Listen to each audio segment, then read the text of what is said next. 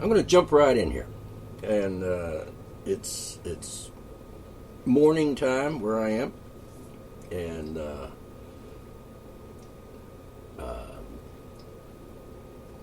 winter. It's after Christmas, before New Year's, barely before New Year's, and it sounds like I know it sounds like this. It sounds like my studio is on an aeroplane, like a jet, like a not a regular jet, like an airline plane, a 747 cruising over, like 30,000 feet in the air.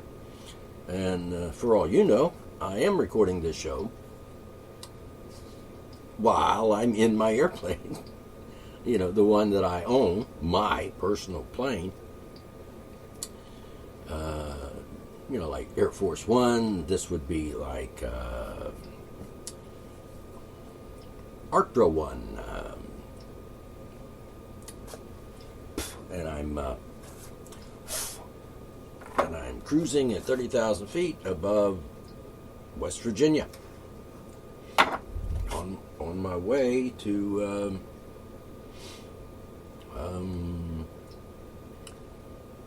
hard to tell.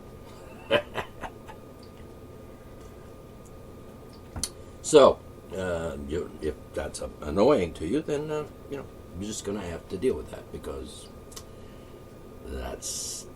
I just can't muffle the sounds of the jet engines, even though the plane is somewhat soundproof. As it turns out, the engines are louder than the soundproofing can squooch. So, all right, I was just thinking, for one thing, I haven't forgotten about this incident with the girl in the car in the creek and the police officer from not yesterday, but the day before yesterday. And I don't want to get into that. I did 3 shows on it, so I think my thoughts on that are pretty obvious and pretty clear. However, let's just go there. Let's go here with this.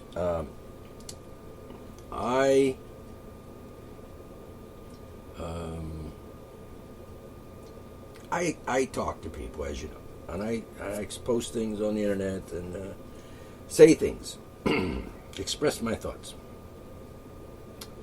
And I run across people who are, shall we say, I'll just tell you what they say. I don't care about politics. And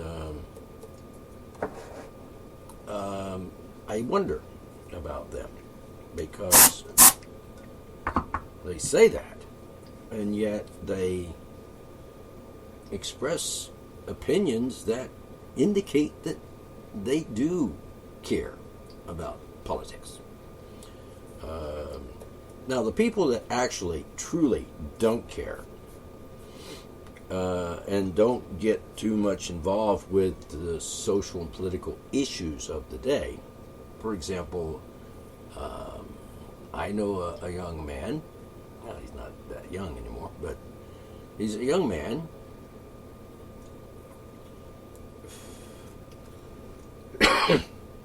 And he doesn't really pay any attention to things like political things or social issues and so on. Like he doesn't watch the news on TV. To my knowledge, he doesn't watch the news on the internet. He doesn't read newspapers. He doesn't read news magazines. He just doesn't go there. He just doesn't involve himself with those things. And during the course of his life, I mean, he's not like a recluse. He doesn't live in a hole in the ground. I mean, he lives in society, and his society may be somewhat limited because of his not because of his self-imposed sheltered existence, and he may not be aware of certain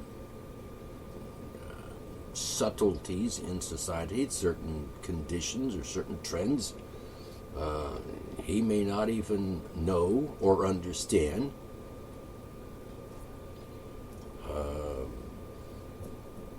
what's really going on in society. He may not even know what the facade of what's going on in society is.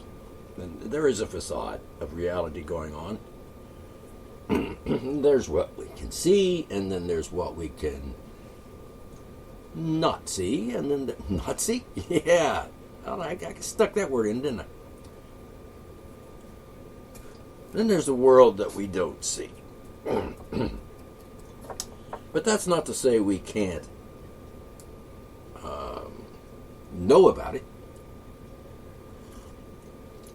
and that we cannot see it in a certain light.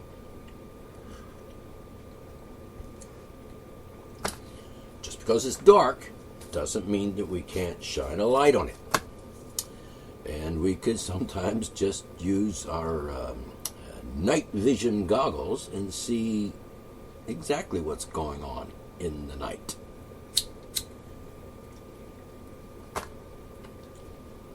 So there are those people who are simply oblivious. And let's take a child, let's say someone 3-4 years old, probably oblivious to what's going on in the political world. I mean, a 2-year-old might hear the words Donald Trump and president and things like that, but what does it mean to a 2-year-old? Now, looking back on my life, when I was 2, 3, 4 years old, or 6 years old even, and I can remember being that old or that young, and I can remember presidential things. I was about 4 years old when Eisenhower was running for president.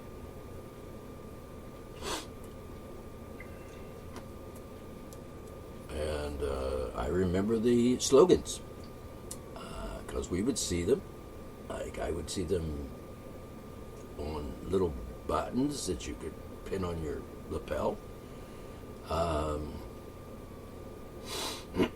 Had hats and so on with the slogan on it, and the TV. And I don't know that I had a TV before 1954, when I was 8, 9, 10, 11, 12, 13, 14. 1954. I was 6 years old. We had a TV in 54.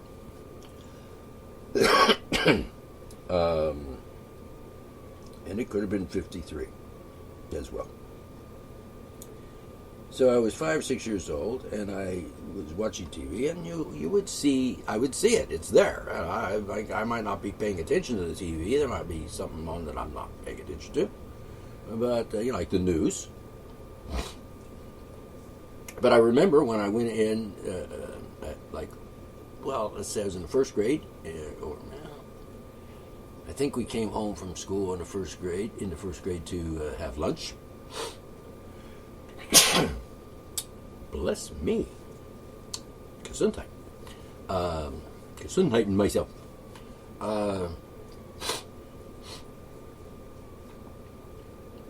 And anyway, when I was having my lunch, the news was on at 12 o'clock.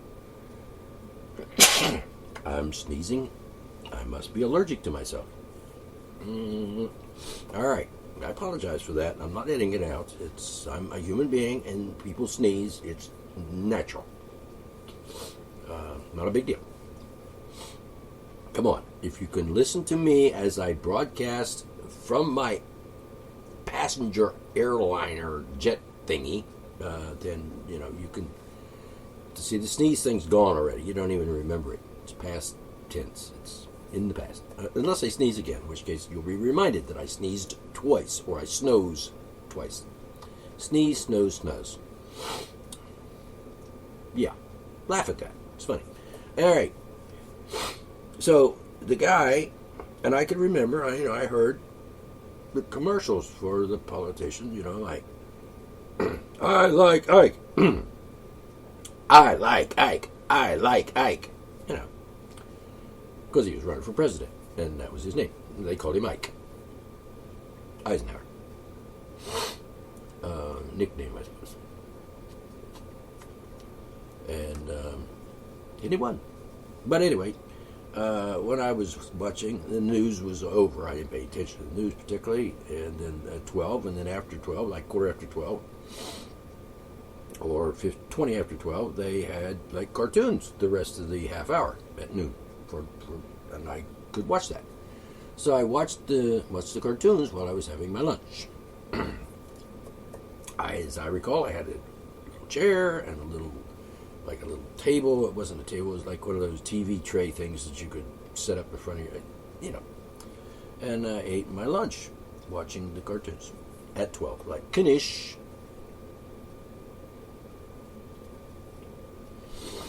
But I don't remember anything on the news. And there was people that I remember watching the news, and there was the news anchor on Channel 2 or Channel 4. I don't believe we had any local channels at that time. But there was... I remember the face, I remember the voice, and I remember the name, but at the moment, I can't articulate the name of the two anchors that I am familiar with, who I imagine have long since passed away. But I was 5, 6 years old, and I'm like, so I like Ike, and that's about it. Didn't know anything about what was going on in the world. In fact, I was oblivious to the fact that at that time, in the early 50s to mid 50s, that there was actually a war going on in Korea, that the United States had military personnel in Korea. There was fighting and killing going on. I was oblivious to that. I have no knowledge of it. I have no today.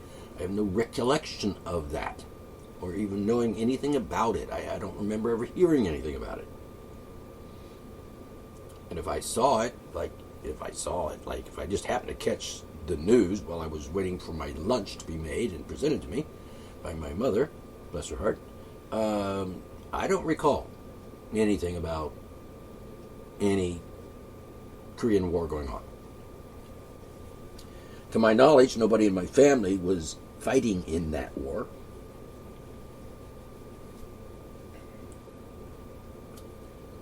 And we didn't have things like CNN and Fox News and all that back then. So there wasn't like that 24 hours a day, 24/7, yada, yada, yada, yada, yada, talk about what's going on in the world. We just didn't have that.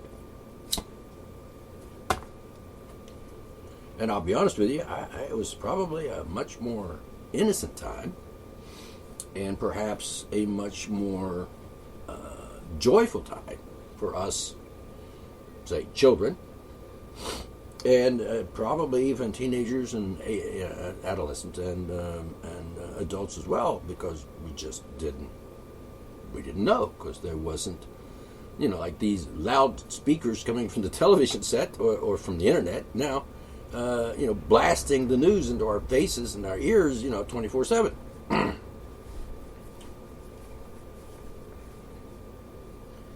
And I suppose at that point, when I was a young person like that, that there were adults that were paying attention to the news, reading the newspapers, maybe reading magazines and so on. And obviously there were Americans who were soldiers who were fighting in Korea and dying a pointless, useless death. Um, wasn't for freedom, I guarantee you. Wasn't for American freedom, anyway.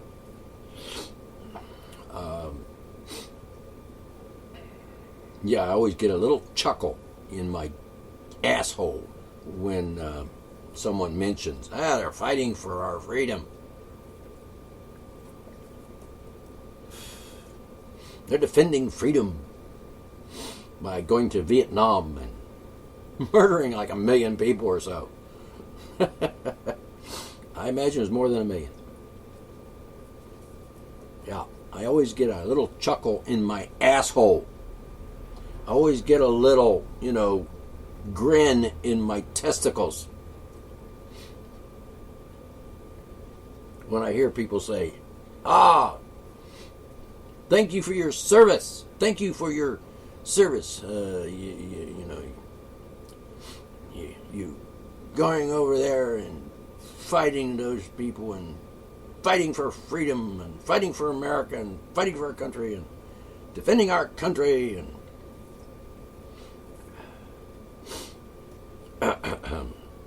them devils, we're fighting those devils. I really, seriously, that's not just idiotic, that's just damn stupid. I mean, beyond ignorant. It's just fucking stupid. So if you've ever said that, or anything like that, thank you for the service. If you ever said that to a military person, a warrior, a soldier, a murdering traitor, if you ever said that to one of these animals, I'm talking to you. And no, they are not fighting for our freedom. And in today's world, it's Afghanistan and Iraq and Syria and on those places. No, if you're a soldier and you're like have been or are in any of those places like Vietnam, Iraq, Afghanistan. If you're one of those people, if you have been or are one of those people, you are pathetic. You are serving the devil. You are serving an evil government.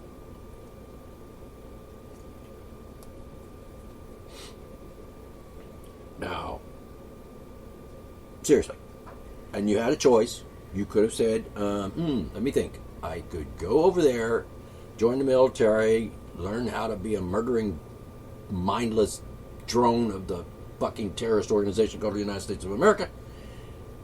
Or I could say, let me think. I'm a decent human being, and I'm not going to do that.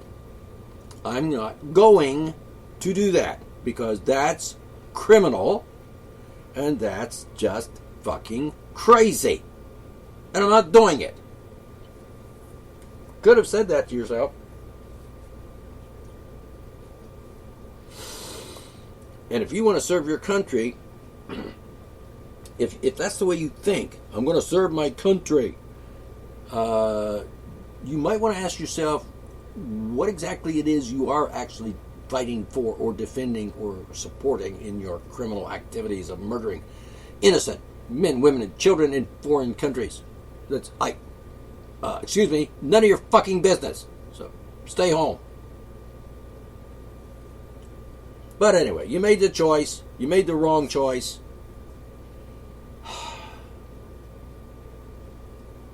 And if there was a God, and if the God was anything like some of the Christians say, which of course he's not, but if he was, you are doomed to hell. I sometimes wish that there was some belief system in a religious belief system that I could adhere to that would give me something to throw at you people, like, oh, you're going to hell, I often like to, I'd like to say something like that. I'd like to be able to say, God's going to get you for that. But unfortunately, there is no God, so I can't say that. Yeah, I know. You think there is, but you're delusional.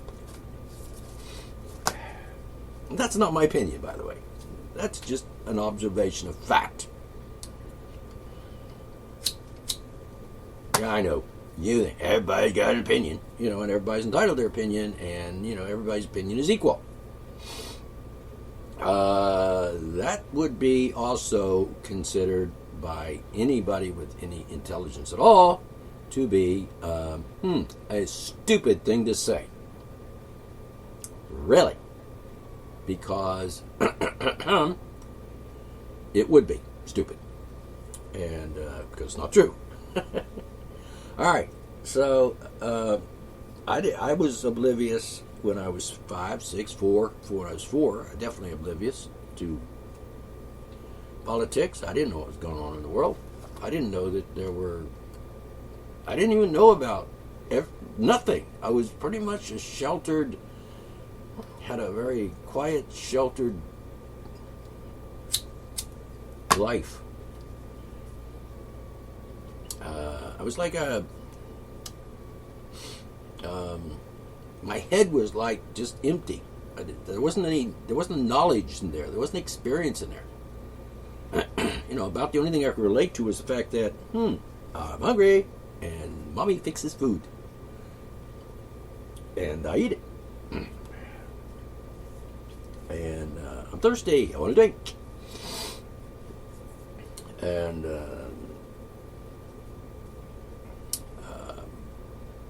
there was my grandmother, and she was nice. And we had fried eggs for breakfast because I stayed with her when I was about 4 years old. I stayed with her during the day because my mom and dad worked. So I was oblivious. I didn't even know my grandfather was a preacher. I didn't know he was a Christian preacher, minister, pastor type person. Possibly he was Possibly he would have been a Baptist. I don't know. I don't remember exactly that, but my grandmother is no longer around to ask. She's been passed on for 20 years. And I miss her. Still, even today. But I was oblivious to politics. I was oblivious to the Korean War at that time. I was oblivious to the fact that there were things that are common knowledge today, I suppose. I was oblivious to the fact that there were gay people in the world. In fact, I wasn't even aware of gay folks, homosexuals, until, I was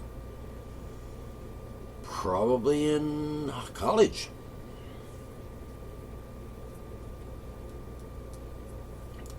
Of course, I heard the word faggot a lot when you were, when you're in school, the boys, particularly in the locker room, and, hey, faggot, and you hear that, and you think, well, I don't know what a faggot is.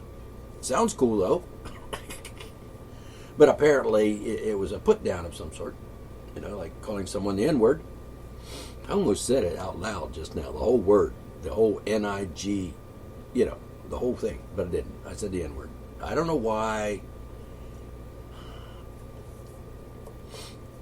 Just a word. Anyway, calling someone a faggot, and I guess the word faggot is now not politically correct. You don't call people faggots anymore. Why? Because it's not a nice thing to say. It might offend somebody. All right. But I like the word faggot. I didn't say it back when I was in high school, and when I was 10, for example, the first time I heard it, I don't know what's that word. Then apparently, I don't know if the other kids in the school of my age that used the word actually knew what it meant or not. I think they had some clue that it meant, a gay person. Like the boys, you're a faggot, yeah, little boy, and I'm like, what, are they saying he's like a girl? But he's obviously not. It's because, we're at, like in gym, we had to take a shower. Took off our clothes, put on gym clothes, took our gym clothes off, took a shower, put our clothes back on. And I'm like, they all had dicks. I mean, peepees. Peepees. Yeah, I used the word peepee. Get over it. So anyway, I nobody in that gym, in the locker room, in the shower room, was nobody there was like didn't have one. I mean, there were different sizes and shit, and some were circumcised and some weren't. But they all had a peepee. All right. I don't like the word penis. It sounds so girly. It sounds so faggoty, to be honest with you. What? You got a penis? It's like faggoty. Ugh. All right, I will grant homosexuals, men, boys, males. I would grant that homosexuals that are men or boys have a penis, because it's a faggoty word. Just saying. Anyway, I'll grant you that, but I don't like the word. I don't care for it. I know it's the medical term and it means what it means, and I think that's fantastic. That's cool, but I just think they made a mistake when they come up with that word. What are we gonna call this thing hanging down there, between your legs? No, let's call it a penis. Why didn't they call it a peanut or a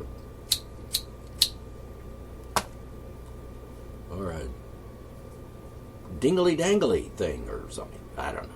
Anyway, and I don't know where the word pee-pee came from, but that's sissified for sure. Anyway, I was a kid. I was 4, 5, 6, so on.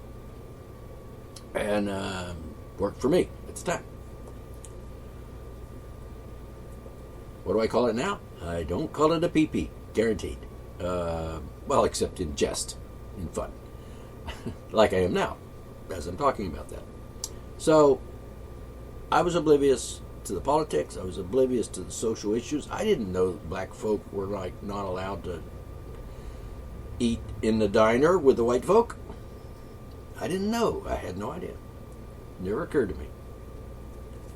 In fact, I'm not even sure I even saw a black folk person, a dark skin, brown skin. This is they're black. Excuse me. You must be colorblind, which of course would be a good thing when it comes to people of different colors. But I guess, kind of. But, and by the way, I know people that are colorblind. It sucks for them, I think. It must be. And I'm an artist and color is important to me, so thank God I'm not colorblind. I mean, red is red, and so on. I probably see colors better than most people because I am gifted in that respect. I'm not bragging, just stating a fact. But I was oblivious. I didn't know. I don't remember. At the age of, say, 4 or 5 or 6, I don't remember seeing any black folk. None. I went to school, and was it all a white school? I mean, was there any? Actually, the school was called White School. It was, seriously, it was called White School, White Elementary School, and in the first grade, and I went there, and it's called White School. I swear to God, I keep saying it. I just said God twice, like 3, 4, 5 times, whatever, during this podcast. Anyway, for an atheist, that's something, isn't it? That's something to notice. He uses the word God, but he's an atheist. That's weird. Maybe it is. Not to me, really. Not really. Interesting, but not weird. Okay, it could be weird. Anyway, not as weird as people who actually believe there is such a thing. Like 71% of the people in America, according to a survey, which may be accurate, or not, 71% of the people in America believe that the devil is actually really a physical entity that walks around like you and me. That, like, if the devil was to happen to come by your house and, come in your door or through your wall or whatever, and he's standing there, like, you could touch him like you could touch yourself or me or whatever. Well, touching me, let's just say shaking my hand. You could shake his hand. Hi, devil, Satan, Lucifer. Shake, shake, shake. And then, and they believe that's the way it is in their reality. And that's another thing. I've had people say to me, that's their reality, like as if you can own reality. They don't mean that, because reality means what it means, and it doesn't mean what you imagine it is. You don't have your own reality. I mean, in a metaphorical sense, maybe, but reality is what it is, and whether you exist or not, and whether you are aware of it or not, and you don't have your own exclusive little reality. That's called a delusion. So someone said that to me one time. He said, everybody has their own reality, and I'm like, sure, but that's called a delusion, not reality, because reality is what everybody. It's sort of like I have a consensus here that most people see reality. And some people, and if you live in like places like Syria right now, you know the cold hard facts of reality. You're going to die, probably, and you certainly know someone who has been murdered by, maybe by ISIS, maybe by Al Qaeda. That's still a thing. Maybe by Russians, maybe by Americans. And you ask yourself where terrorists come from? They're not really terrorists. They're people that are really pissed off with you for murdering their family. And they want to kill you because that's what people do when you murder their family. And when you destroy their home, they hate you and they want to kill you. That's only natural. I mean, hell, if you go out with a stick and you're beating a beehive with a stick, the bees are going to hate you. I don't mean they have emotions, but they're going to get pretty pissed. And they're going to attack you and try to kill you. If you don't believe me, find a hornet's nest, take a stick, and go beat it. Beat the hornet's nest with a stick and see just how long you last. I mean, after all, you just pounding and destroying their home and killing their family. The ones that don't get killed by the initial attack, by you, are going to attack you back.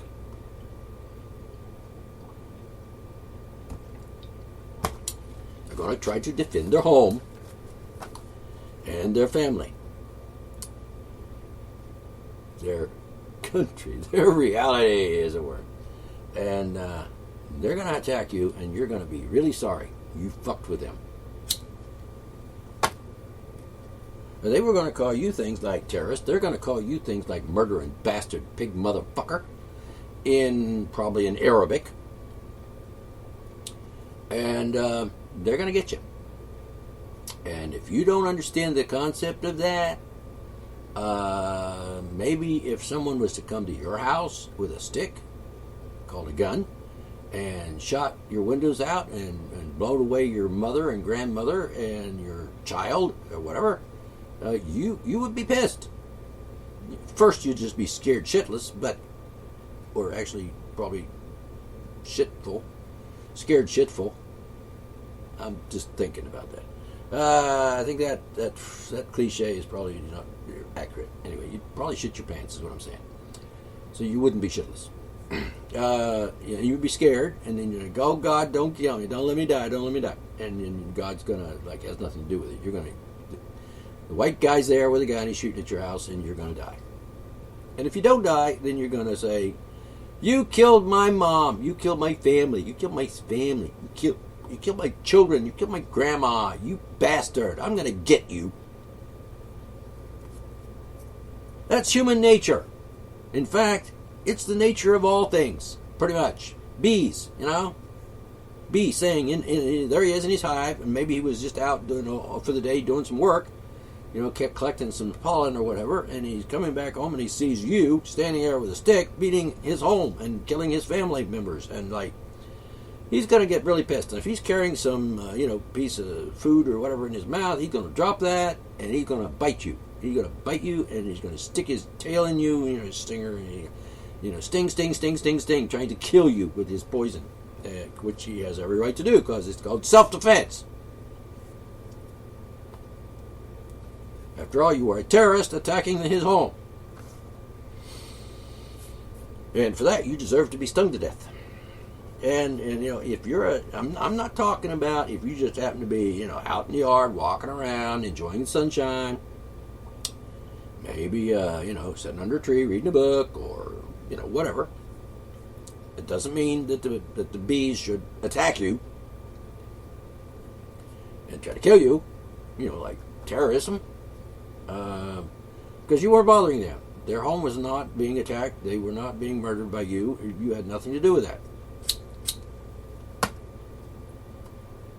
But let's suggest maybe your neighbor was in his backyard, and there was a nest in the tree next to your property line, and he's whacking the bee's nest with a thing, and then the bee's not going to, oh, who's doing this? Oh, that guy. And who else is in the yard? You're standing in your yard, like just sitting in a chair under the tree, minding your own business, and, the neighbor comes out and whacks the bee's nest, which just happens to be, next to your property, where you happen to be sitting there minding your own business, not causing any harm to anyone. And bees don't care. Bees are going to say, you are a white guy, just like the white guy that hit my fucking home with a freaking stick and killed a lot of my family. So they're going to attack you too. Which is only just, because you could have probably have noticed that your neighbor was going to do that with a stick on the bee's nest and said, whoa, stop, don't do that, white guy neighbor. I know I'm kind of discriminating here against black folk and so on that might be doing that too, because Americans are diversified. There's a lot of different kind of people. White people, black people, yellow people, and red people, and so on. But let's say predominantly white people that are going out and, attacking innocent bees with the stick, a drone, or whatever. And you don't, excuse me, neighbor, no, don't be doing that. Don't be hitting that nest with a stick. No.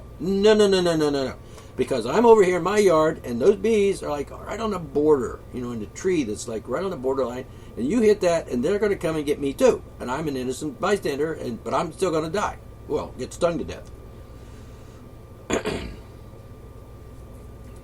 Because bees are nasty when you piss them off.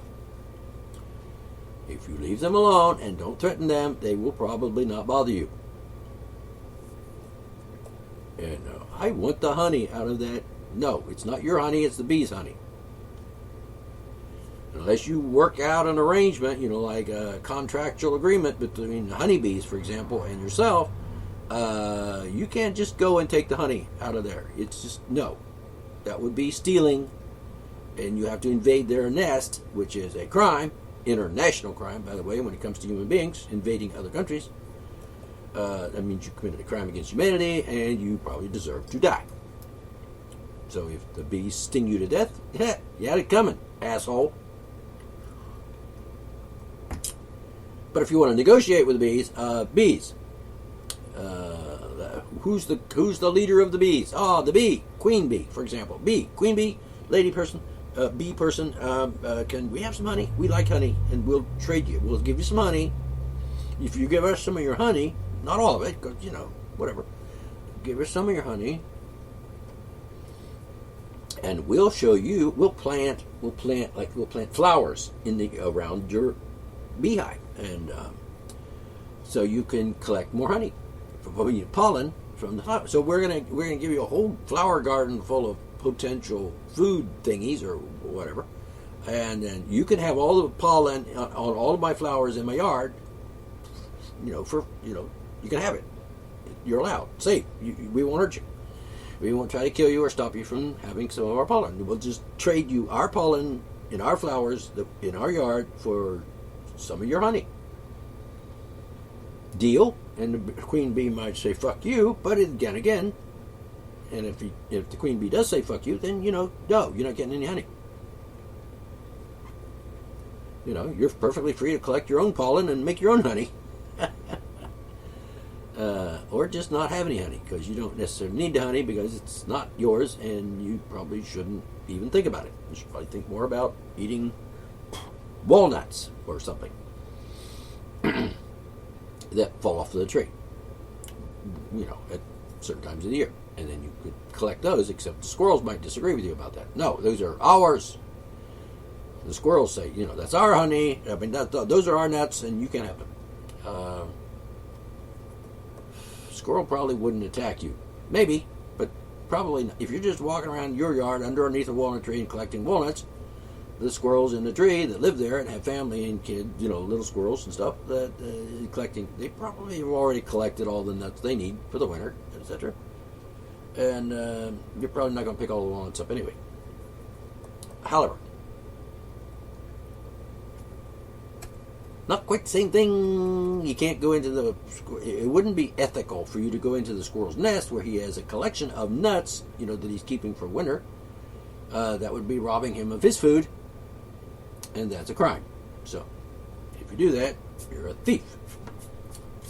And if you take a gun and shoot the squirrel and eat it, then yeah, I don't even want to get into that. But yes, I've ate squirrel, and it wasn't that great. Sorry. I'm not a vegetarian. Don't get the wrong idea. I'm a carnivorous human being, animal person that eats meat, because that's what humans do. Because we eat meat. We're designed to eat meat and vegetables and berries and other things. So don't get on me if you're a vegan, whatever you are. If you're one of those, that's fine. Be that. Just don't tell me what to do. You're murdering things. Yeah? Well, so do lions, tigers, and leopards, and things of that nature. And I have 2 cats who love meat, and I give them stuff that tastes like meat, probably, and they eat it, and they seem to flourish, but it's, to my knowledge, it's not really meat. It's other things. But anyway, but if they really get desperate for some meat, they'll go out and catch something, like a fairy diddle, or what do they call them? A mole. Yeah, because I have moles in the yard. For some reason, I don't know why, but I do. And if my cat catches a mole and eats it, that's fine with me. Not my business. I'm not going to get involved. I do get a little bit nasty about the cats catching, robins and cardinals and things and eating them. I just, I'm picky. That's not to say that I'm a better person than you, but still. Or worse. So anyway, I was oblivious. Got back to it, didn't I? And it's time to stop talking because it's almost 45 minutes. So anyway, I was oblivious to that stuff, and I didn't know, and then I did know, and now I'm like appalled. I'm going to stop now. I run out of time. Darn, time goes so fast when you're having fun. All right, or when I'm talking without anyone interrupting me. And just think what it would be like if you were actually talking back to me at this point. If during the whole show you kept talking and saying stuff while I'm talking, interrupting me and being rude, and then you said something, and like you had something to say about whatever I said and argue with me and shit. So that's why monologues works for me, because I can say stuff and you can say whatever you want, but you can't. I'll keep using up my time as I see fit. All right, time's running out. 40, 39, 38, 37. This is D. McClung, Art for Monologues, and I am here in the world and aware. Yes, and you should be. Catch you next time.